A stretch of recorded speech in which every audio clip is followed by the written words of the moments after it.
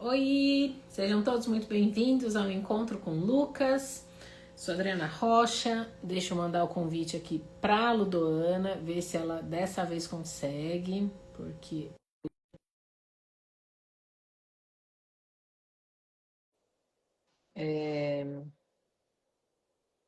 se ela consegue, porque não foi. Acho que não foi, gente.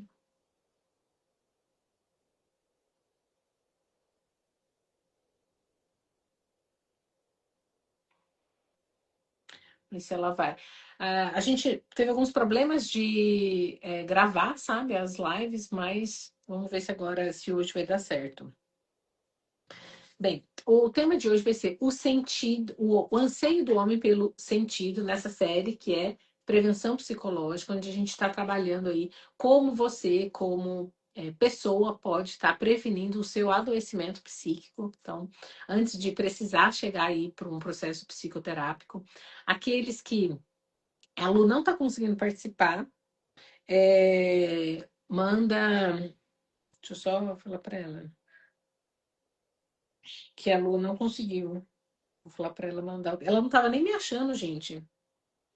Tá difícil. E aí, então, a gente vai falar aqui no capítulo 15. Lives anteriores você encontra no destaque, no meu perfil. Tem um primeiro destaque lá escrito, acho que é EL, que é Encontros com Lucas. Bom dia, Josi. Bom dia, Má. Minha prima tá aqui. Oi, Thaisa, que bom te ver. Tem várias pessoas queridas. A gente tava aqui na supervisão, agora a gente tá. Tô aqui tentando esperar, né? Para a Luduana não aparece que eu tô em live. Olha só isso, gente. No meu pessoal, ver se ela tá.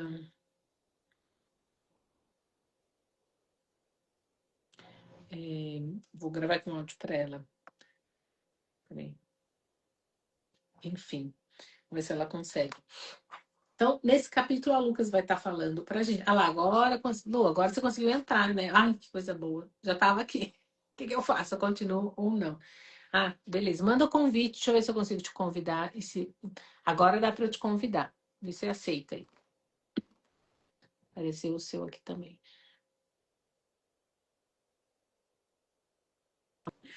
Ai, teste de paciência hoje, gente. Dri, sabe o que aconteceu? Tá com Ah, dois, entrei no seu pessoal, não tinha live. Entrei no do núcleo, não tinha live. Aí apareceu um segundo pessoal seu, que é o mesmo pessoal, em live. Então, tive que procurar. Não, entendi. enfim, estamos aqui, vamos aproveitar nosso tempo, o anseio Vamos. do homem pelo sentido. Ai, falei já 3 vezes esse negócio, o povo já tá até desanimando. Mas vale a pena, gente. Vamos rapidinho falar aqui sobre esse capítulo belíssimo, onde a gente vai estar falando, o ser humano, ele vai para além do que ele sente, para além do que ele pensa, ele tem esse anseio que é transcendente. E nesse capítulo, eu já quero já entrar direto, né, naquilo que você trouxe, na analogia que ela traz, né, que é muito bonita. Conta aí pro pessoal para eles entenderem o que ela está trazendo, Lu. Tá, você quer entrar? Ó, só quero falar uma coisa antes, posso? É que, Ai, assim, no primeiro parágrafo, Dri, eu achei muito bonito, que eu creio que isso aqui é a essência da logoterapia, né? Que ela traz lá no primeiro parágrafo, quando é que ela fala que a existência como uma forma de ser. Ela traz isso no segundo parágrafo, na página 86, lá em cima. isso. Ela fala: existência é uma forma de ser. O homem não é, o homem ele existe. Isso E aqui dentro de é. existir, né, vou trazer para quem ainda não chegou nesse conhecimento. Existir, existir, significa sair de você e se colocar diante de você. Será que Isso. você está conseguindo sair de você e ir para o mundo, ir para o outro? Ou você Eu está achei. centrado em você? A existência é uma forma de ser. Achei isso muito legal, Dri, porque assim, o homem, então, ele não é, né? A gente não é uma xícara de chá. Uma xícara de chá, ela tem uma capacidade limitada, a função dela é limitada, ela serve, né? Eu posso colocar uma planta, eu posso tomar chá, mas é limitada, ela não é para além daquilo. Então, quando a Lucas ela destaca que a existência é uma forma do ser, ela vai contando de todas as possibilidades que a gente tem para esse ser humano, né? Sempre apontando para responsabilidade e para liberdade. Então, achei muito legal aqui logo no comecinho da gente se atentar, né? A gente estava na supervisão agora, falando sobre essa visão reducionista, fragmentada, e a gente tem que tomar cuidado para nós sempre alcançarmos o ser espiritual, porque senão a gente fica preso nas partes mais baixas, nosso atendimento também fica reduzido e assim a nossa capacidade de ajuda daquele paciente, né, Dri? Para você que não é da logoterapia, que. Peraí, espiritual, se é religioso, se eu sair fora. Fica aqui, gente, aguenta aí. Logoterapia não é religiosa, mas ela vai trazer um termo. Na verdade, o termo mais adequado que a gente usaria é noético, um ser noético, no sentido de distinguir o que em português a gente não tem essa distinção. Espiritual para a gente vai muito para o lado religioso, na logoterapia não é isso. Então, a gente tem um corpo, a gente tem uma mente, e dentro desse complexo que a gente está aqui vendo, que é essa parte de matéria, tem um espírito. Esse espírito, essa nossa alma, esse fôlego de vida. E aí cada um vai ter ali o nome que quer colocar. Frank colocou como a dimensão espiritual. E a Lucas vai falando aqui quais os anseios da pessoa espiritual do homem. E eu sempre faço essas perguntas para os meus clientes, o do que a sua alma tem sede. Essa pergunta não é minha, está em algum texto da Lucas que eu ainda não reencontrei para referenciar, que a gente, muitas das vezes, fisicamente você está cuidando, psiquicamente você está ali na terapia, está em dia, mas ainda falta alguma coisa, você ainda tem uma fome, ainda quer alguma coisa. Então, você tem essas buscas, essa pergunta, e eu pergunto para você do que você tem sentido, não necessariamente só falta na sua vida, mas qual é esse anseio mais profundo, esse é um primeiro lugar. E segundo a vida está te fazendo perguntas nesse momento. E você tem conseguido prestar atenção nessas perguntas para poder responder? Esse capítulo vai falar muito sobre esse lugar, desses anseios. A gente vai para além somente desse emocional, do pensamento, porque quando a gente chega no processo terapêutico, a gente chega assim, eu estou sentindo isso, estou pensando aquilo. Então a gente tem duas dimensões nisso. O corpo que a pessoa está ali, no sintoma, e esse pensamento. Mas e para além disso? Tem alguma coisa? Eu estou consciente dessas possibilidades? Novamente, né? Uma palavra que o Lucas vai usando bastante, trazendo para a gente essa amplitude do olhar de uma coisa que às vezes está muito nuclear. Bora lá, Lu. Opa, então só pra gente. Ai, tô tão. Peraí.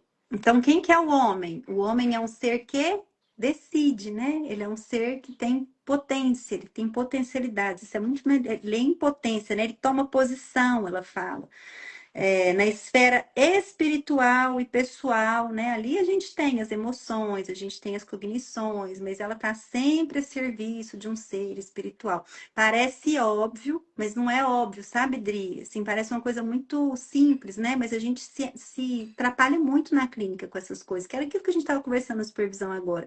Chega um sintoma, a gente também fala, já sei como que eu cuido de ansiedade, já sei que método que eu uso, já sei isso, aquilo. E diante da gente sempre vai ter um mistério. É isso que a Lucas, ela não usa essa palavra aqui, né? Mas sempre vai ter um mistério. A gente tem a dimensão espiritual, e essa dimensão espiritual ela é única, ela é singular, né? E tá na nossa tarefa como logoterapeutas a gente alcançar essa dimensão junto com o paciente. Aí é onde a gente chega no lobo, né? Você quer Só contar, me... Adri? Não, quero que você. Tá.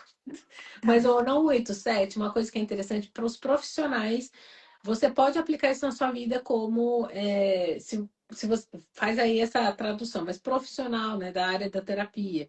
Leve sempre em mente, né? Para a logoterapia, a, a busca primordial não está nos fatores relevantes da doença.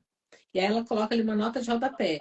A primazia, ou seja, o nosso foco é na busca dos fatores de conservação e recuperação da saúde.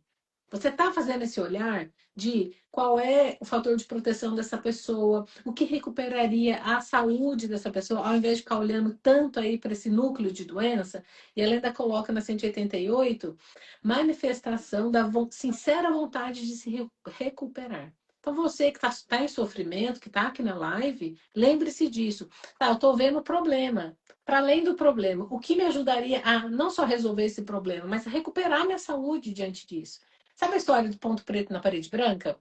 Como eu posso me treinar, me direcionar, ter a intenção de olhar para a parede branca em vez de olhar para o ponto preto? Sempre vai ter ponto preto. Então, vamos aprender, vamos nos ensinar, reeducar o nosso olhar para o que está saudável, o que está bom, não ficar tanto no. Para isso tem muita gente, né, para fazer esse trabalho. Vamos a gente fazer nosso trabalho exclusivo aí, que é focar na saúde, no que está saudável aí nesse indivíduo. Agora, bora pro lobo. Recuperar a pessoa, né, Dri? Que eu sinto que é isso que tem feito falta. A gente está ficando muito tecnicista, inclusive na clínica, né? Cheio de diagnóstico, disso, daquilo. Não que isso não ajude, que não seja bom, mas se a gente esquece a pessoa, isso está a serviço do quê? Né? Que é uma pergunta que eu tenho feito, assim. Eu acho que a gente precisa começar a questionar isso. Acho bonito que a Lucas ela traz para muito além, ela traz a clínica para muito além disso. É uma recuperação do que é especificamente humano, né, uma busca do que é especificamente humano. E aí ela traz a resposta, né? Ela fala que é a fábula de São Francisco e do lobo, que tinha um lobo que estava ameaçando uma vila e esse lobo estava lá, né, comendo os rebanhos. E aí fala que Francisco vai corajosamente ao encontro desse lobo lá na caverna e pergunta por que que o lobo estava assustando, né, os aldeões. E aí o lobo fala: eu tenho fome, eu quero resolver minha fome, eu quero comer alguma coisa. Aí Francisco fala, ó, então agora os aldeões vão deixar a carne para o lobo, porque deixando a carne para o lobo, esse lobo não vai mais atacar, né? Não vai pegar aquilo que ele quer, não vai dar medo, não vai correr o risco de pegar as pessoas. E aí a Lucas maravilhosamente fala assim para nós, ó, esse aqui parece que faz sentido, né? A gente escuta isso e fala, pronto, resolveu o problema. É, a Mas qual que causa, é né? A causa dele isso? comer era fome, então vamos resolver isso. Isso, aí ela fala que esse cuidado que a gente tem que ter para a gente não ficar no modelo causal do pensamento, porque o que que acontece? Se eu entro no modelo causal, vai resolver a fome, mas e aí a hora que não tiver essa carne? Esse lobo vai atacar de novo, né? Então a gente está sempre procurando novas técnicas, novos subterfúgios, né? Então, tô sempre me esforçando para não fazer aquilo que eu quero fazer, eu tô me esforçando para ser diferente, né? E aí a Lucas fala, ó, um jeito. Nossa, desculpa, Caiu Dri. alguma coisa aí, né? Tá. Você precisa ir lá? Não, eu só preciso. Deixa eu fechar minha porta. Tá. Só um minutinho, desculpa. Então, ela fala que no momento que esse lobo não ter mais a carne que lhe foi destinada, voltará a atacar os aldeões, que era o que a Lu estava trazendo. E aí ela vai trazendo aqui, o lobo ele não compreendeu o sentido de renunciar a essa agressividade. Ele não resolveu interiormente ser um lobo bom. E, isto é, pacífico. Ele nem tomou uma posição em relação a esse comportamento errado, aceitando com toda a sua pessoa um comportamento oposto em vista daqueles. Ou seja, sempre fora, sempre um para quê, sempre intenção.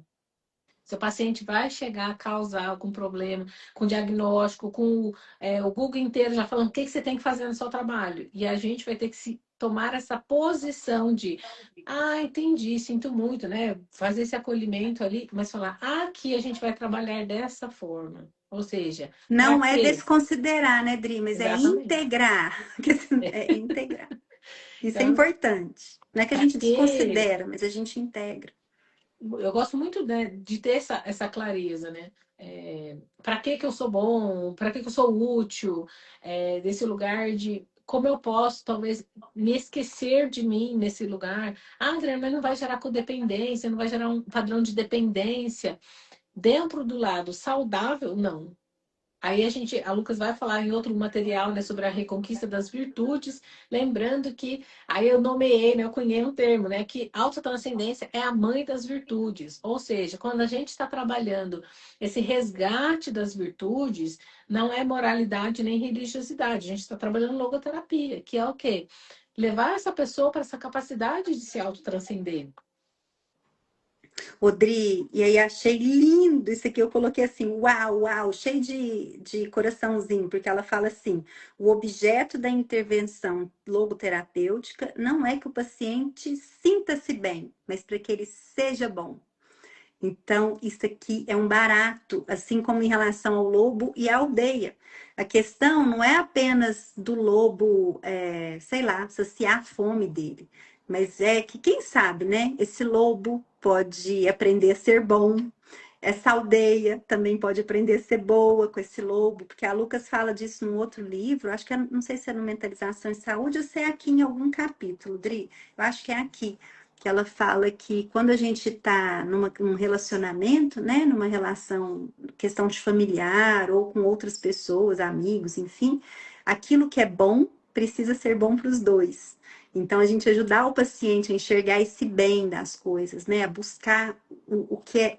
Acho legal que ela fala, não é que é o que é o que é certo, né, Dri? É a gente alcançar os valores objetivos, porque ela fala sobre isso aqui. A gente tem uma objetividade nos valores, aquilo que é bom é bom. E aí a gente está aqui, né, entrando no vespeiro, colocando nossa cara a tapa, correndo risco aí dos cancelamentos, que hoje em dia tem muito essa postura da neutralidade. Ai, tudo é neutro, tudo é relativo. Ela vai colocar exatamente uma descompensação dos valores. E aí, quando a gente vai trabalhando nesse lugar, essa conscientização do que de fato é valoroso, não é prescrição de valor, mas é descrição. E aí, com os valores, a gente vai resgatando sentido de vida. Na 189, ela vai colocando, né, como Frankl expressa, precisa ter diante dos olhos o motivo para um modo de agir novo e pleno de sentido. Então, assim, qual é o motivo? Geralmente, o motivo para eu não agir de forma plena de sentido é o egoísmo. É porque eu estou pensando em mim. É porque eu quero me sentir bem. Existência não é sobre sentimento. Sentimento está dentro de mim. Lembra que a gente falou no começo que a existência é sair de mim? Então, a ideia vem como um efeito colateral esse sentir-se bem. Eu faço o que demanda de sentido naquele momento, e aí, por efeito colateral, eu me sinto bem. Não almejando me sentir bem. E aí ela vai colocando aqui, a arte do terapeuta é buscar o que desafia a este paciente espiritualmente. E ela não fala assim buscar sozinha, ela fala buscar em comum com o paciente. Ou seja, eu não vou trazer resposta, não. Tu vai ter que trabalhar também.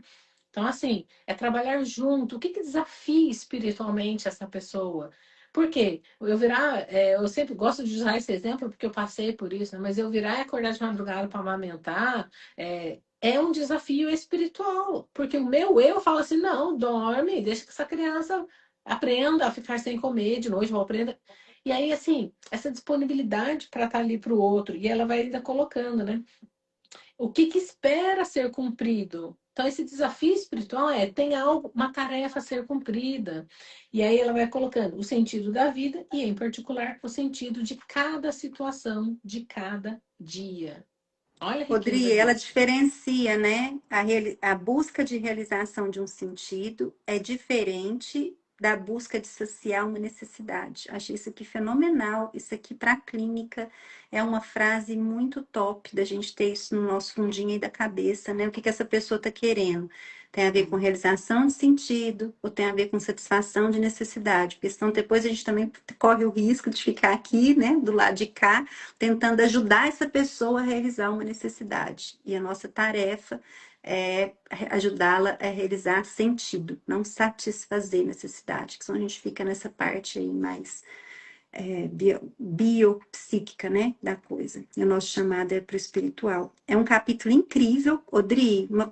Eu sempre sinto quando a gente faz as lives, primeiro que o tempo é curto, né, e eu sinto que a gente fala muito, porque a gente já leu, já releu isso aqui algumas vezes, né? Então, Né? assim, eu fico pensando que para quem escuta, como que é isso, né? Como que é escutar todos esses conceitos? O nosso convite para vocês é hoje a ANEL ela tem um grupo de estudo que acontece quinzenalmente às terças-feiras, ela tem um grupo de supervisão que acontece quinzenalmente às sextas-feiras. Para supervisão a gente não está com as vagas em aberto, mas o grupo de estudo ele ainda está aberto. Se você quiser entrar, inclusive para supervisionandas, né? Eu acredito que seja assim, um lugar para se estar, para a gente poder aprofundar na teoria. Quanto mais a gente conhece de Lucas, quanto mais a gente. E a Lucas facilita muito o entendimento da logoterapia, por isso que eu não falo quanto mais conhece de logoterapia, porque a logoterapia é extensa hoje, né? Mas é claro que a Lucas ela facilita muito para nós todo esse arcabouço teórico, a antropologia frankliana, isso vai nos ajudando com nossos atendimentos. E eu e a Adri estamos aí vencendo a gravação do curso desse livro.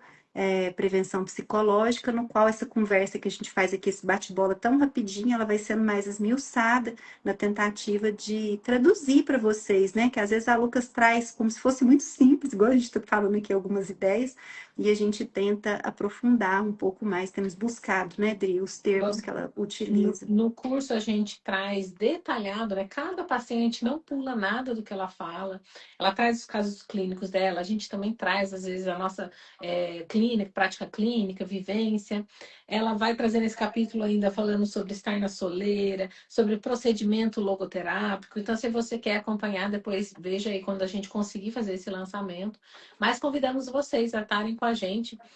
Supervisão abre em setembro uma segunda turma e a gente está querendo fazer 2 turmas em paralelo. Vai exigir bastante demanda nossa, né, Lu, de mudar assim, a nossa forma de trabalhar, para a gente ter uma turma mais iniciante, para você que está começando, está interessado, não está entendendo muito bem. Manda mensagem para a gente vê se dá para já montar aí um grupo de interessados iniciantes na logoterapia e também migrar na ideia, a gente distinguir para um grupo intermediário até avançado, tá bom? Foi uma Ótimo. delícia estar aqui com vocês. A gente já deu aí acho que reacendida nessa chama de te convocar para ver quais são os seus anseios espirituais, diante do que você está sendo convocado e desafiado para você ser. Beleza, povo? Exato. Sexta-feira que vem tem mais, né, Lu? Bora? Amém, amém. Obrigada, Bom, Má. Uma alegria te ter por aqui, viu? Um abraço no seu coração. Gente, mandem orações, tudo pra Má. A Má perdeu o paizinho dela essa semana. Que Deus conforte seu coração, viu, Má? Beijos pra vocês e a gente se vê sexta que vem. Tchau, queridos.